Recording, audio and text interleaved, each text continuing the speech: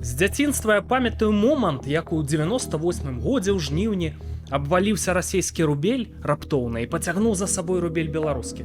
І праз нейкі час заробкі ў Менску 15-20 даляраў, 25 даляраў. Гэта ўжо быў вельмі добры заробак. Зніклі прадукты пэўныя з крамаў. Смятана прадавалася пэўны час толькі 10%. Але ж неяк выйшлі з гэтай сітуацыі. Ці многія помняць 2011 год, тэракт у менскім метро, рубль дэвальваваўся у 3 разы. Ну таксама выйшлі з гэтай сітуацыі. А сёння часы куды больш турбулентныя, так? І ці не паўторацца гэтыя эканамічныя крызісы з куды горшымі наступствамі? І над дыктатарскімі рэжымамі проста збяруцца шэрыя хмары і ударыць смяротная маланка. А тут яшчэ ўсім ёсць справа да Беларусі, так? Кіт Келах камунікуе з Лукашэнкам. У кітайцаў свая гульня. У Расіі свае інтарэсы. Пра гэта сёння пагаворым у гэтым выпуску. Што можа быць у Беларусі? Гэта карані праблему.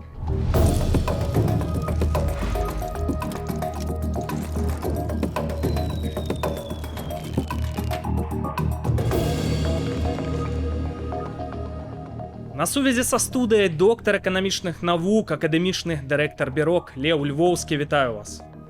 Вітаю. Разам з намі Арцём Брухан, аналітык, спікер каардынацыйнай рады, чалавек, які замяніў Анжэліку Мельнікаву. Вітаю вас. Прывітанне.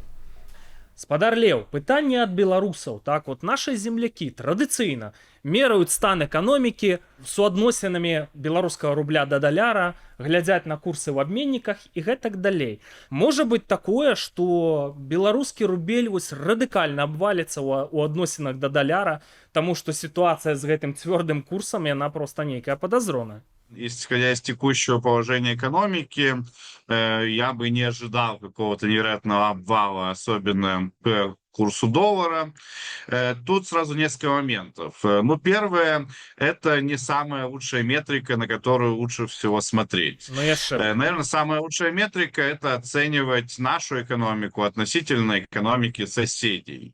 Почему не стоит смотреть сейчас на курс доллара? Да, я понимаю, что это такая привычка, ее, конечно же, не изжить, но курс доллара сейчас вообще не очень информативен. Если раньше Беларусь много торговала со всем миром, значимая доля нашего экспорта и импорта зависела от Европейского Союза, от других стран, с которыми мы торговали в долларах, то сейчас в валютной корзине Беларуси как страны наибольшую роль играет российский рубль. И, соответственно, движение белорусского рубля к доллару, они во многом последние 3 года просто-напросто повторяют движение российского рубля. Спадар Леў, ну, хапае аналітыкі, што хочуць дэвальваваць гэты расійскі рубель. Вось калі ён стане, ну, сур'ёзна яго дэвальвуюць там у 2 разы. Расійскі рубель да даляра. От сёння 100 рублёў каштуе, а стане 150 ці 200. Гэта для сярэднестатыстычных беларусаў праблема? Это катастрофа ці не? Я думаю, что это будет воспринято точно как катастрофа. То есть, если российский рубль в 2 раза подешевеет к доллару, то и белорусский рубль никуда не денется. Также в 2 раза подешевеет к доллару. И именно из этого феномена долларизации, феномена того, что белорусы, кстати говоря, в отличие от россиян, все еще считают все в долларах, то для нас это будет такой большой шок. Что изменится, если, опять же, так случится? Ну, импорт станет дороже, потому что мы много потребляем импортных продуктов, а вот экспорт никуда у нас, наверное, не изменится, потому что мы сейчас торгуем с Европейским Союзом. Это все еще значимая доля, но куда меньше, чем было раньше. Сейчас у нас только 15% нашего экспорта идет в Европейский Союз, и, соответственно, мы в этом случае больше покупатели. Усім да Беларусі ёсць справа. Сі Цзіньпіню ёсць, а это ж ого, які палітык. Пуціну ёсць. Прытым анексіі не адбылося, у вайну Беларусь ён не ўцягнуў.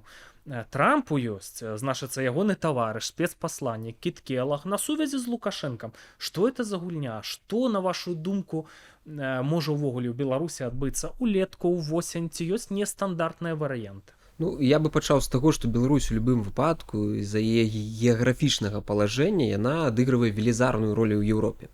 А з улікам таго, што ў Еўропе менавіта расійска-украінская вайна адбываецца, то вырашэнне пытання гэтай вайны, вырашэнне гэтага крызісу вайсковага ваеннага, яно ў любым выпадку будзе звязана так ці інакш з краінамі рэгіёну.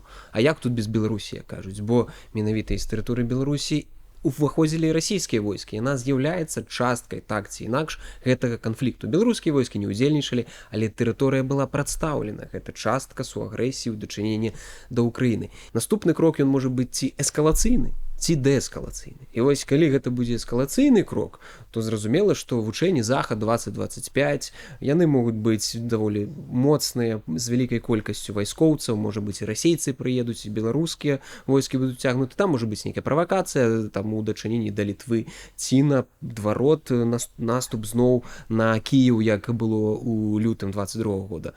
Але пакуль вось з таго, што мы зараз бачым, інтэнцыя хутчэй да дээскалацыйнага сцэнару. Дээскалацыйны сцэнар – гэта нейкія перамовы, дамоўленасці, размовы. І ЗША, як і Дональд Трамп, як прэзідэнт США, ён, дарэчы, на гэтай дээскалацыйнай рыторыкі то і прыйшоў вырашаць праблему вайну ва Ўкраіне. Ён прыйшоў, што я ўсіх заміру. Але не атрымоўваецца, доўгі час не атрымоўваецца, і шукае ён вось гэтыя шляхі, якім чынам вырашыць пытанне. А тут Лукашенко.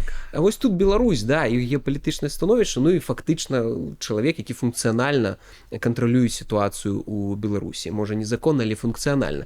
І вось з ім трэба дамаўляцца. Таму я думаю, што Келах будзе ўздымаць пытанне, як Беларусь можа выканаць сваю ролю нейкага магчыма, нават месца, пляцоўкі, дзе будзе вырашацца вось ці мірныя перамовы, ці крызіс, ці рэгіянальны крызіс. Бо зразумела, што Лукашенко ўжо двойчы прадстаўляў Беларусь як пляцоўку.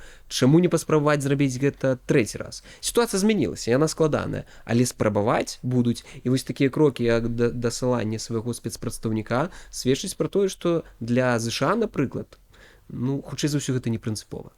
Дзе гэта будзе адбывацца? Так, а для нас можа быць і прынцыпова, таму што рэпрэсіўны клімат можа змякчыцца ў Беларусі, па ідэі, так? Павінны ж амерыканцы нейкія ўмовы таксама выставляць. Давайце, што это за пляцоўка, калі ў вас тут палітвязняў цэлая куча. І я думаю, што гэта функцыя палітычных інстытутаў, гэтую пазіцыю да Злучаных Штатаў Амерыкі, да Еўрапейскага Саюза даводзіць, каб не атрымалася так, што Лукашенко дасягне сваіх мэтаў без уліку інтарэсу беларускага грамадства, без уліку унутрапалітычнай сітуацыі ў Беларусі. Бо зразумела, зараз самая іх лагічная думка вынесці пытанне рэпрэсіяў палітвязняў за скобкі і зрабіць, як кажуць, такі крок у бок азербайджанізацыі. То бок вашы ўнутраныя справы, гэта вашы ўнутраныя справы, але геапалітычна, калі вы будзеце паводзіць сябе адэкватна, гандляваць з усімі, то ўсё будзе окей. І вось гэта важна артыкуляваць, даводзіць гэтую пазіцыю прынцыповую, што без вырашэння палітычнага крызісу ўнутры краіны не атрымаецца вырашыць і рэгіянальны крызіс. Шаноўны гледачы, вельмі выглядае, што Александр Лукашенко спрабуе прабіцца ў дамкі і мае пэўныя шансы ўвогуле. Да, і ты Лукашенко ўжо неаднойчы быў прырэчаны да пагібелі і ў 90-е, ў 2010-е, і ў 2020-е, а ўсё выплывае, ніякая траса яго не бярэ. Увага! Любая система рано ці позна абвальваецца, але лукашэнкаўская дыктатура, пагадзіцеся, дэманструе зайздросную здольнасць да выжывання. 2020 год. Спадзевы многіх беларусаў на перамены былі не беспадстаўныя. Нават калі стала зразумела, што раскол элітаў не адбыўся, эксперты з навуковымі ступенямі дапускалі, што пасля беспрэцэдэнтнага гвалту будуць заходнія санкцыі і лукашэнкаўская эканоміка абваліцца. Але на справе аказалася, што ў посткавідныя 20 і 21 гады рэжым рэкордна экспартаваў сыравіну, асабліва ў кірунку з захаду і ўкраіны. Здарыўся экспартны цуд, мякка кажучы, беларусы не пабяднелі. Вы хотите свободы? Вы хотите реформ? Скажите, каких? Завтра начнем. Люты 22 года з тэрыторыі Беларусі адбываецца напад на Кіеў, бліцкрыг зрываецца. Здавалася, пасля такога промаху Лукашэнку адпомсцяць, але ён умудраецца наўпрост не ўцягваць у вайну свае ўзброеныя сілы, а Украіна ў той жа час не наносіць удараў па рэжыме суагрэсары. Пры гэтым лукашэнкаўскія НПЗ гадамі прадукуюць паліва для пуцінскай авіяцыі, а вытворчая магутнасці Беларусі не прыкрыта накіраваная на абслугоўванне пуцінскага войска. Расія кампенсавала Лукашэнку страты, якія ён атрымаў з-за заходніх санкцыяў. Это одно отечество. Киеврод Бреста, Владивостока, у нас одно отечество. И так случилось не по нашей воле, что здесь два государства образовалось. Здавалася б, расейцы павінны быць навучаныя, што ў самы незручны момант Лукашенка схільны да манеўраў. Яны падстрахаваліся і ўзялі пад кантроль ключавых сілавікоў Беларусі. У выпадку палітычных манеўраў Лукашэнку пагражае ліквідацыя. Але факт, што дыктатар Беларусі пераканаў Пуціна, што лепшага хаўрусніка, чым ён, не знайсці. Ідзе час, палітычная вага Лукашэнкі паступова вяртаецца. Ягоны візіт да Сі Цзіньпіна ў чэрвені 25-го года сведчыць, што сцверджанне Лукашенко-марыянетка Пуціна досыць спрэчнае. Лукашенко, его тема в ауте, потому что идет война в Украине, все занимаются этим, и никто не хочет, чтобы там Беларусь там активно участвовал в этой войне. Проживет этот Лукашенко еще пару лет, посмотрим. Што праўда, выспяваюць праблемы ў Расіі, ад якой Лукашенка татальна залежны. Рубель у РФ можа быць радыкальна дэвальваваны, пацягнуўшы за сабой рубель беларускі. Таксама прагназуецца, што кошты на нафту могуць апусціцца амаль да ўзроўню рэнтабельнасці, і тады купляць беларускае расейцам не будзе за што. Хоць зноў-такі ізраільска-іранская вайна ў кароткатэрміновай ці сярэднетэрміновай перспектывах выгадная Лукашэнку і Пуціну, цэны на нафту насуперак прагнозам пайшлі ўгару. Для России, такой нафтовой краины, это нават калі на некалькі процентов расце кошт на нафту, то это означает десятки миллионов долларов поступления ў дзень. А што, калі з-за вайны цэнаў на нафту ў Расіі ўсё ж здарыцца дэстабілізацыя, горшая, чым калі развальваўся СССР? Няўжо Лукашенка выстаіць і пры такім раскладзе?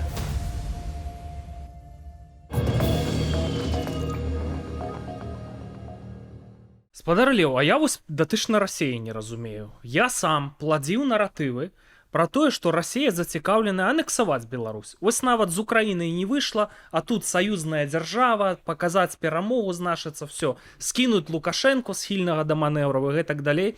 Расейцы не змаглі гэтага зрабіць. Я гляджу, значыцца, на ўвогуле, што ў Беларусі Wildberries проста ўжо вось манапаліст, ужо абяцаюць тавары, сёння замовіў, сёння прывезлі, так, вот манапаліст намалёўваецца. Озон, вось гэтыя службы даставак, яны ж усіх проста выштурхнуць, усё пад сябе падгрыбуць.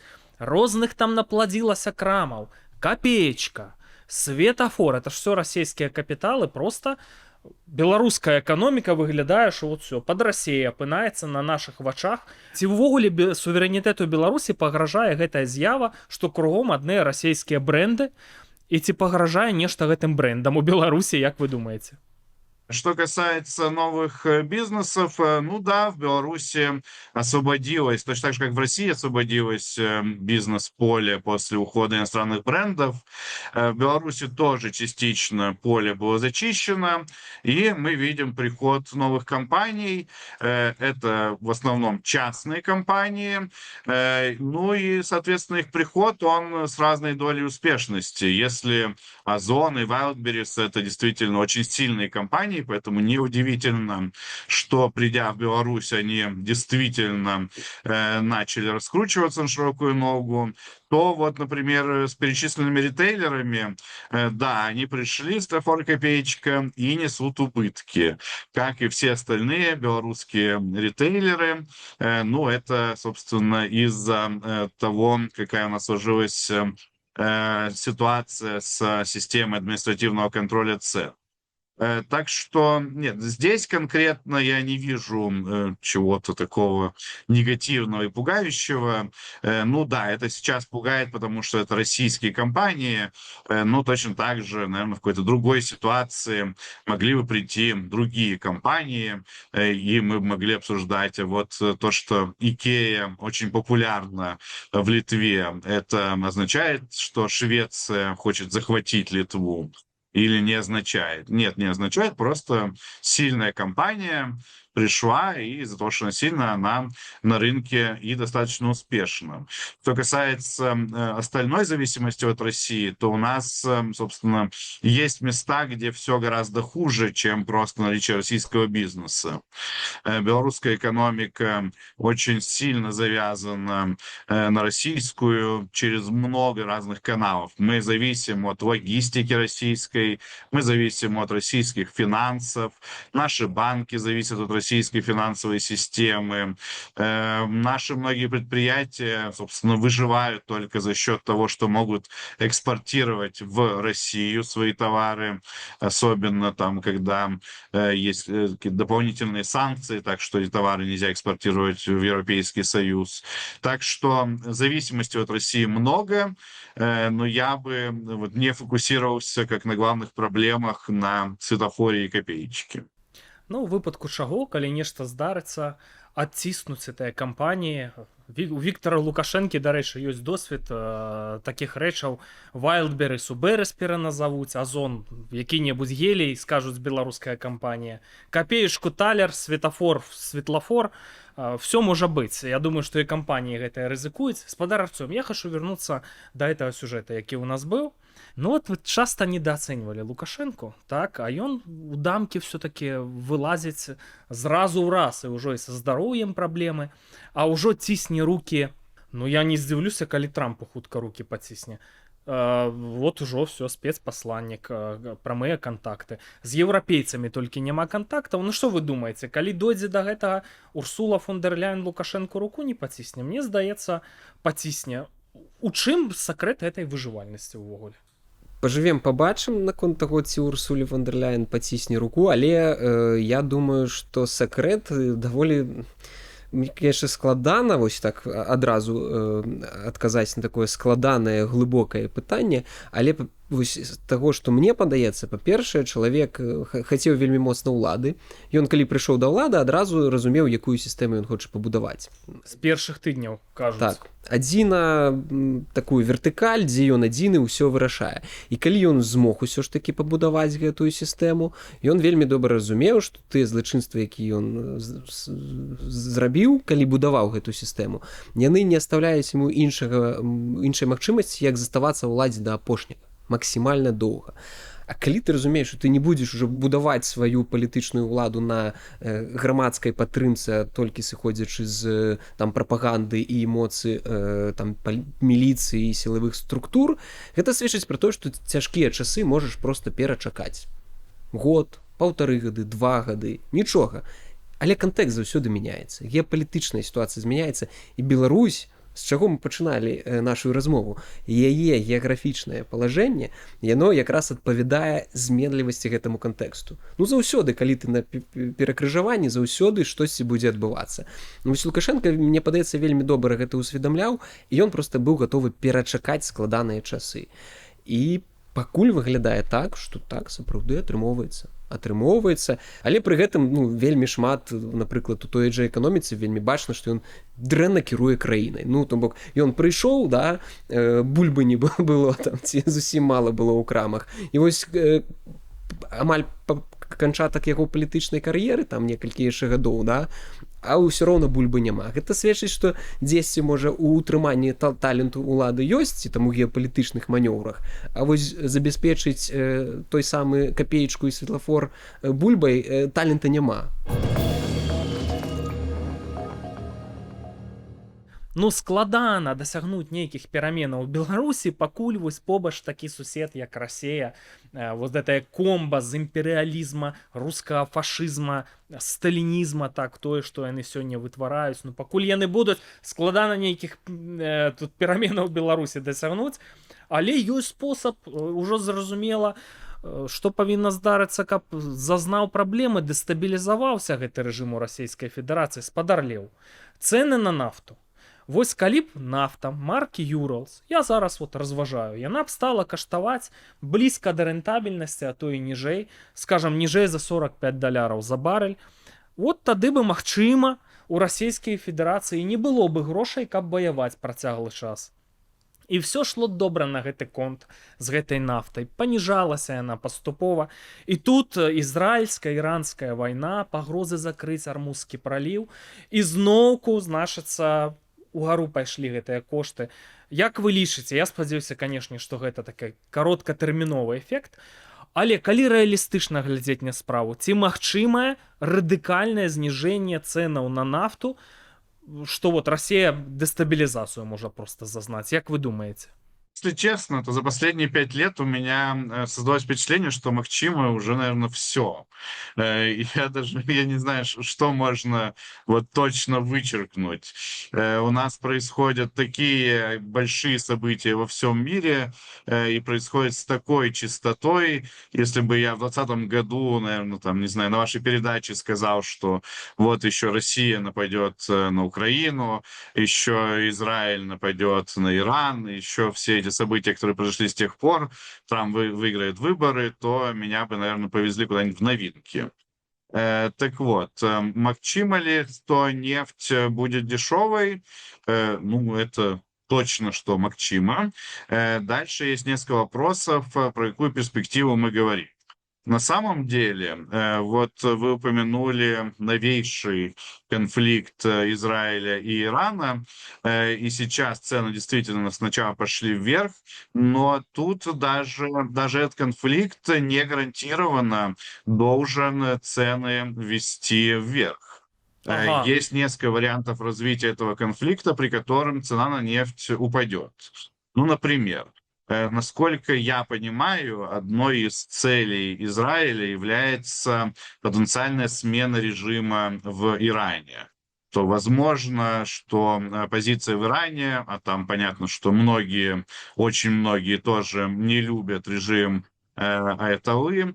Если оппозиция в Иране как-то воспользуется положением и там действительно произойдет смена власти, то можно предполагать, что наоборот санкции будут сниматься и иранская нефть хлынет на рынок.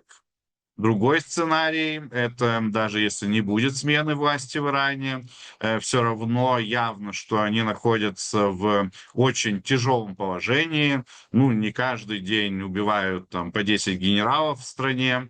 Явно, что у них серьезные проблемы, и возможно, что им нужно будет срочно пополнить казну там любыми способами, и они опять же там миллионы своих тонн нефти начнут выплескивать на мировой рынок, лишь бы заработать хоть что-то, чтобы там по-быстрому купить какое-то ПВО и все остальное, что Израиль уже успел у них буквально за несколько дней уничтожить. То есть даже в этом сценарии тоже легко может оказаться, что нефть подешевеет. Очень много будет зависеть от действий главной нефтяной страны, Саудовской Аравии.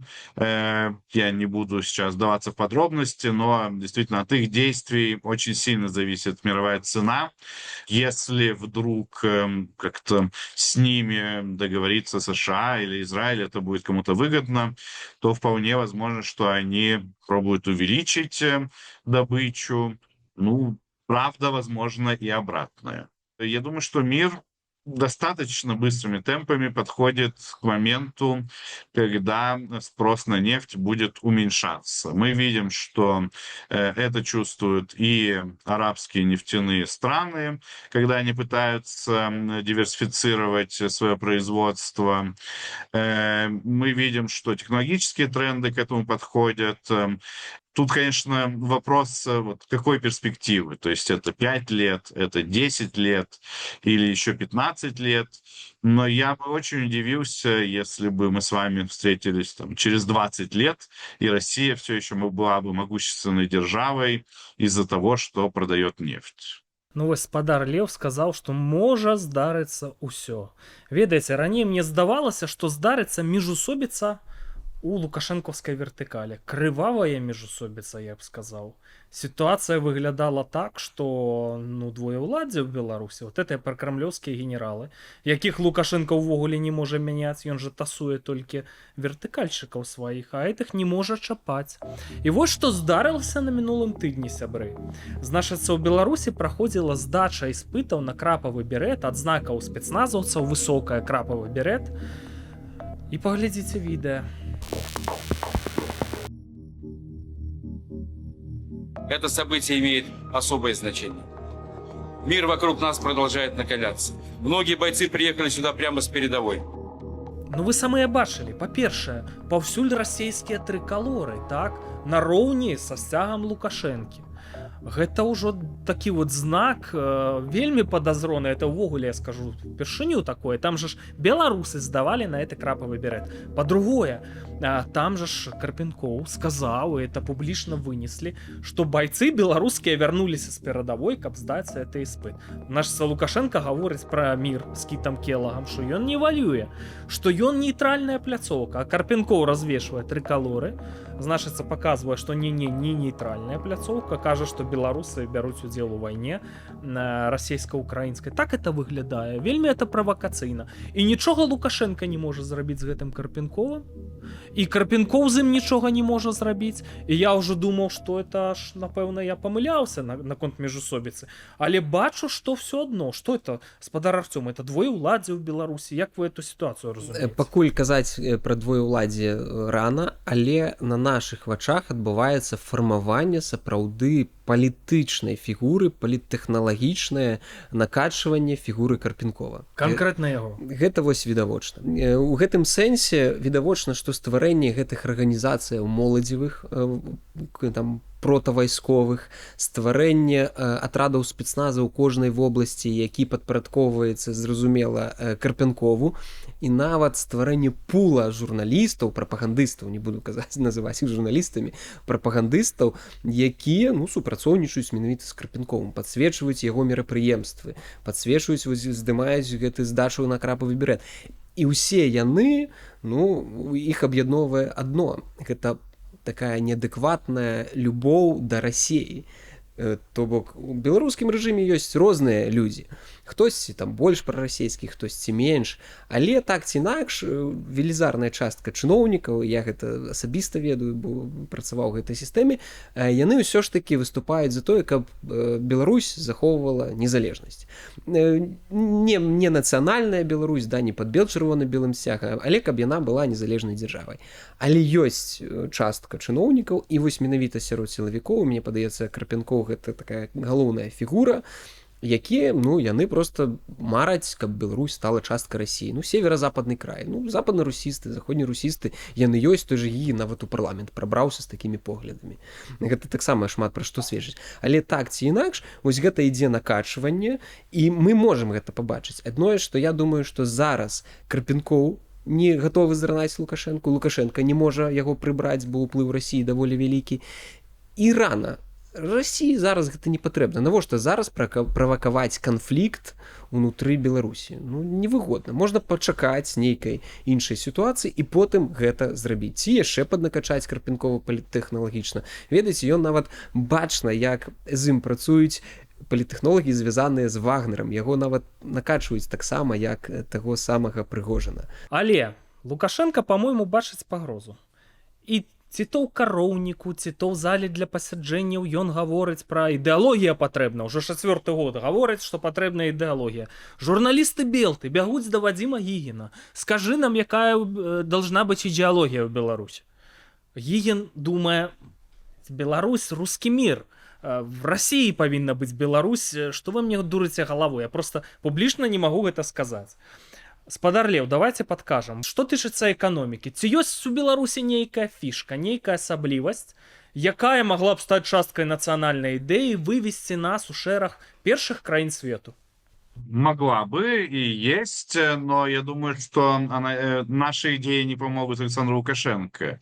А белорусам, я уверен, что, как и большинству, собственно, развитых стран, как и большинству европейских наций, там нету такой идеи, вот мы сейчас будем все голодать, мы будем умирать, но зато построим коммунизм или построим какое-то великое сооружение, там, Беломор-канал или статую фараону. Главная идея в современном мире, что мы хотим построить хорошее государство, где всем людям будет максимально комфортно жить. Это значит, нужно, чтобы полиция действительно нас защищала, а не била.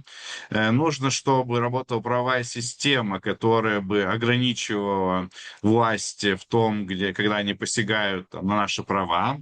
Нужно, чтобы работала экономическая система, чтобы каждый мог добиваться собственного счастья, собственного добробыта, или не добиваться и купить дом в деревне и радоваться жизни в деревне. Там, может быть, не всем нужна эта какая-то карьера.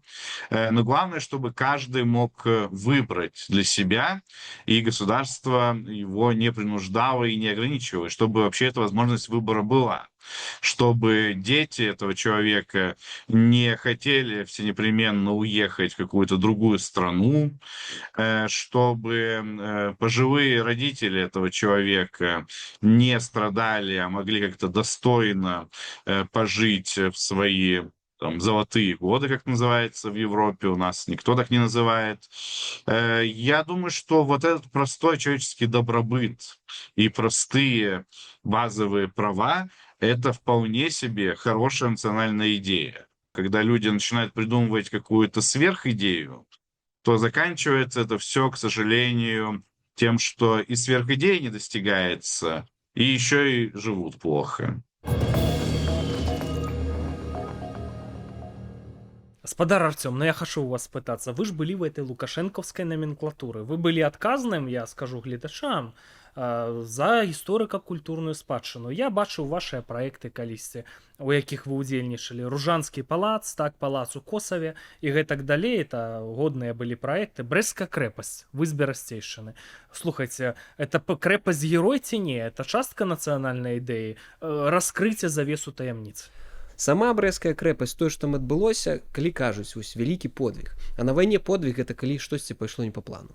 То бок людзі там ваявалі, рабілі тое, што тое, каб выжыць, а тое, што савецкая ўлада зрабіла так, што гэты людзі аказаліся, іх акружылі, да, яны не маглі выйсці без дапамогі, без іншага, ну гэта ўжо другое пытанне. Чаму так адбылося? Гэта для іншай перадачы, як кажуць. Але так ці інакш, тое, што гэта адбылося ў брэсцкай крэпасці, і зараз гэта частка нашай спадчыны, так ці інакш, мне падаецца, гэта важна. Але што яшчэ, чаму вось брэсцкая крэпасць, Брэст, мне падаецца, у кантэксце нашай размовы геапалітычнай, я, ведаеце, можа, такую канспіралагічную версію зараз выкажу. Але калі мы кажам пра перамовы на тэрыторыі Беларусі, вось Келах, напрыклад, калі даедзе, калі гэта пытанне ўсё ж такі будзе знята ці будзе ўзнята, я лічу, што украінцы даволі прынцыпова стаяць на пазіцыі, што Мінск-3 немагчыма. Мінск-3 магчыма і немагчыма. А вось, напрыклад, Брэст-1, чаму не? Я дапускаю, што калі і нейкія перамовы могуць быць, яны могуць нават адбывацца не ў Мінску, можа ў Гомелі, але Гомель уже сабе дыскрэдытаваў на пачатку вайны. Магчыма, гэта можа быць іншы горад, і Брэст, які знаходзіцца на мяжы з Польшай, недалёка ад мяжы з Украінай, вельмі добра выпадае як то месца, дзе могуць абмяркоўвацца сапраўды важныя гістарычныя рашэнні, бо мы памятаем, брэсцкі мір быў, бо мы памятаем з вами Берасцейскую унію. Шмат чаго адбывалася ў Брэсце, і гэта звязана з яго геаграфічным палажэннем, як і Беларусь. Але як вы сваё Берасце лабіюеце? Там і так кошты на кватэру падскочылі, давайце, можа быць, тады Гродна, каб было больш справядліва. Але вельмі цікавая ідэя, якая, магчыма б, запачаткавала дэцэнтралізацыю пад Менск, якую заклаў Машэраў, якога там вельмі многія любілі, і насамрэч заклаў міну запаволенага дзеяння. Шаноўныя сябры, я скажу сваё таксама меркаванне ў межах гэтай праграмы, што і мова вельмі важны момант. Вот ужо ёсць хто ўвогуле цябе будзе паважаць, суседзяў, калі беларусы на сваёй мове не гавораць, Не прымушаць, а прамаваць, каб захацелі гаварыць. Калі нехта кажа, это ўжо немагчыма, я прывяду вам прыклад з нашай гісторыі. Элізер бен Егуда, нарадзінец Лужкоў Віцебскай вобласці, так, это чалавек, які аднавіў мову іўрыт. Першым носьбітам, значыцца, адроджанага іўрыту быў сын Элізера бен Егуда, а сёння размаўляе ўвесь Ізраіль, усё магчыма. Канешне, гістарычная памяць адэкватная, традыцыі, культура, адраджэнне, канешне, все это патрэбна. Я заклікаю вас, калі ласка, напішыце каментары, як вам бачыцца нацыянальная ідэя, там Турчына, Кашанава, карацей, Лукашенко чакаюць, самыя сфармуляваць не могуць. Спадар Леў, датычна таго, што я кажу, гэта жорстка для вас ці не? Нет, собственно, экономика — это хорошо, и хорошо, когда у нас есть национальные там IT-компании или там деревообрабатывающие гиганты или машиностроение, но человек — это, конечно же, не только про произвести и поесть, и даже произвести и поесть, оно тоже имеет национальные особенности, национальный колорит. И вот это, не знаю, как сказать, духовное, национальное, можно как-то по-разному воспринимать. Это вещи, которые тоже связуют людей. Связуют людей, в том числе мы знаем, что это имеет и экономические эффекты, когда люди как-то больше имеют общего бэкграунда, они начинают больше друг другу доверять, там вот видят один одного. И мы видим, что многие белорусские компании даже сейчас, после эмиграции, они продолжают много сотрудничать между собой. И люди, там, работники переходят тоже из одной белорусской компании или компании, так сказать, с белорусскими корнями в другую. То есть есть вот что-то такое неуловимо национальное, даже когда мы говорим про экономику, про бизнес. И поэтому, конечно же, историю, культуру никто не отрицает и выкидывать не предлагает, тем более, что опять же, у Беларуси есть на что посмотреть, есть за что зацепиться, и можно использовать эту культуру и историю как такие отправные точки для какого-то потенциально будущего роста. Вот вы сегодня уже много раз упоминали разных израильских деятелей, которые родом из Беларуси. Это, например, при другой власти, к сожалению, вот, могла бы быть хорошая отправная точка для развития контактов с таким государством, как Израиль, которое многому может научить в бизнесе, в технологии, в обороне и так далее. Нават да прадстаўнікоў рэжыма стала даходзіць. Правялі раскопкі на месцы, дзе паўстаў горад Менск, так, пасёлак Гарадзішча, Ракаменка. Раскапалі вось гэтыя замкавыя валы, і выявілася, што гораду Менску мінімум 1150 гадоў існаваў ужо ў 9 стагоддзі. Тады ж, калі Кіеў паўстаў, Полацак падстаў, Варшавы нават не было, Берліна не было, Масквы не было. От пачынаюць паціху даходзіць, значыцца, і прадстаўнікі рэжыма да ўсіх гэтых момантаў. Я думаю, прыгадаюць і пра Вялікае княства Літоўскае, што беларускія тэрыторыі былі там ядром. І тут, канешне, не трэба з сучаснай Літоўскай рэспублікай спрашацца, трэба знаходзіць пункты судакранання. Спадар Арцём, я хочу спытацца ў вас напрыканцы. Ну, вы ўжо сёння казалі, што вот бачыце, што напэўна будзе вось тренд на мір. Лукашенко апошні раз, калі быў у кароўніку, штосьці там вучыў інструктаж, як, значыцца, для каровы палац будаваць, таксама слова мір казаў разоў 15, так? Як вы думаеце, вось гэтая сітуацыя ў Беларусі з гэтым рэпрэсіўным кліматам, шмат злачынстваў зроблена, шмат кепскага, магчыма, мы ўвогуле па насельніцтве ўжо ў 50-х гадах скаціліся. Як вы думаеце, вот эта вся сітуацыя, яна выходзіць на фінішную прамую і што вось будзе станоўчая развязка? Ведаеце, тут я буду казаць хутчэй як аптыміст. Я веру ў то, што будзе станоўчая развязка, не гледзячы на ўсе складанасці, які беларускі народ перажывае. Заўсёды нам было складана, заўсёды беларускі народ цяжка было яму жыць, і ці то войны, ці то рэпрэсіі, ці то ўсё, пражываем гэта, але я ўпэўнены, што і гэты складаны час перажывем.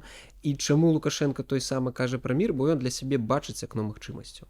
Бо сапраўды, калі будзе мір, будзе магчымасць сітуацыю стабілізаваць агулам. І я думаю, што гэта акно магчымасцяў, яно адкрываецца не толькі для Лукашэнкі. Яно адкрываецца і для дэмакратычных сіл у Беларусі, і для беларускага грамадства, і для шмат каго, і для суседзей нашых, для ўсіх. І калі яно ўсё ж такі будзе, я спадзяюся, што яно будзе, я думаю, што наша задача выкарыстаць яго так, каб беларусам было ад гэтага добра. Шаноўныя гледачы, я чакаю вашых каментароў пад гэтай гутаркай. Як вам бачыцца вось беларуская нацыянальная ідэя, так? З чаго вы чакаеце ўвогуле? Што будзе ў Беларусі? Стагнацыя будзе працягвацца, так? Альбо тут здарацца нейкія тут эканамічныя зварушэнні і палітычныя. Увогуле пазітыўна вы глядзіце на будучыню ці больш негатыўна, як вот перадаюць пэўныя там украінскія каналы? Вельмі цікавае вашае меркаванне. Я дзякую нашым гасцям за ўдзел у гэтай праграме. Гэта была перадача «Карані праблемаў». Да сустрэчы.